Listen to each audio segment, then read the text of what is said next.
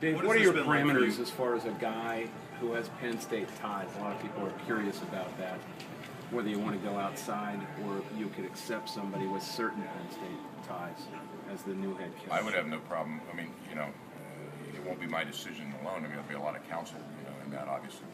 But, Penn State, I have no objection to a Penn State tied person. On the other hand, whoever's the best person is going to get the job. Now, the devil's advocate argument there is that, well, if you have somebody with any ties, any even proximity to Jerry Sandusky, got to be toxic. That's as a devil's advocate. I understand. What do you say? I understand. Well, I'll say something like I said yesterday in my press conference. I said, well, I've got conflicts of interest, right?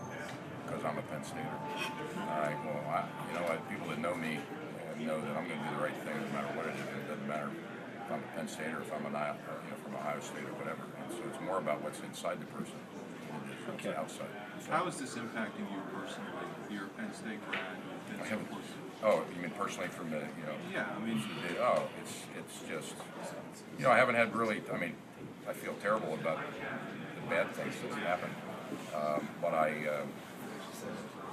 it's almost like, it's like that when you have a tragedy and a tragic loss, you're sort of just going, and doing things. So I know that'll settle down and everything. And I'm doing fine. How do you separate that, though, from some of the tough decisions that you have to make, I guess is what I'm getting at? Well, you just have to. You have to be able to compartmentalize. When you're doing surgery, and everybody's life has certain things going on. You've got to really compartmentalize. Or if you're flying a jet airplane, you can't sit there and you've got to remember and be conscious of all those other things out there. But you've got to learn to compartmentalize, and you've got to get the job done. And so it's interesting. My medical background has probably been as strong a preparation for this kind of thing as anything. And you might not think that it's divergent, but it's really not. It's really that skill set, I think, is helping me. It's transferred over. Want this job full-time, 5, 10, 15 years, or is this just the acting title that you have now? Is this just an interim to get through this process? I will help the university for as long as they want me to help them.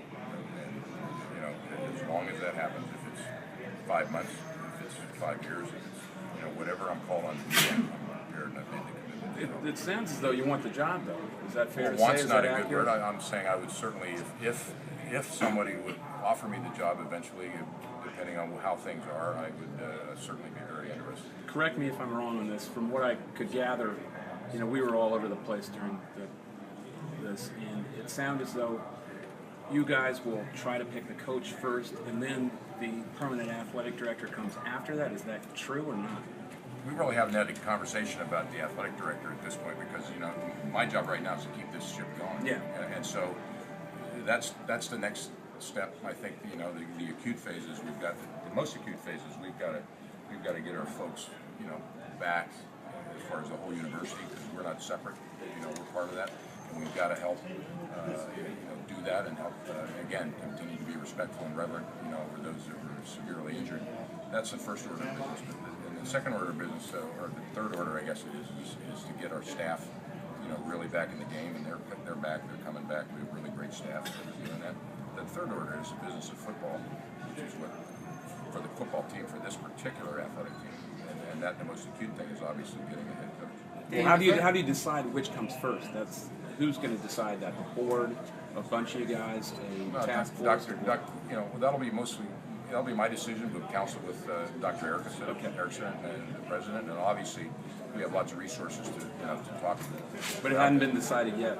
We haven't made a firm decision yet, but we'll get there before too long. It's long been said that the athletic department's financial interests have been duly separated from the university. That's been one of the points that it's self-funding, so to speak. Right. Are you talking about reintegrating that with the university itself, or continuing along?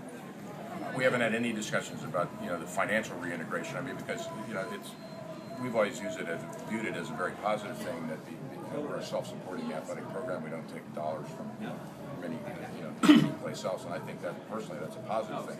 What we want to do is for people to understand, and all of our people and the outside people, and I use the word, I'm the dean of the College of Intercollegiate Athletics, and that's the way I think of it.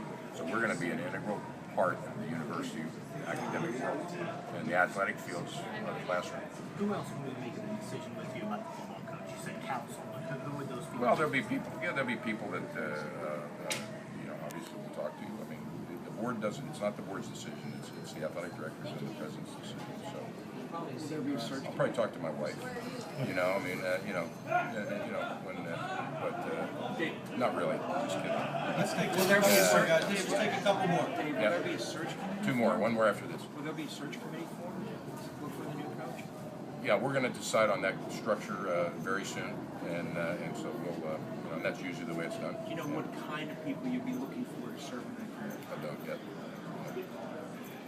All right, thanks, guys. Thanks, Dave. Appreciate it. Thank you very much. You're welcome, thank you. Yeah, I know you guys.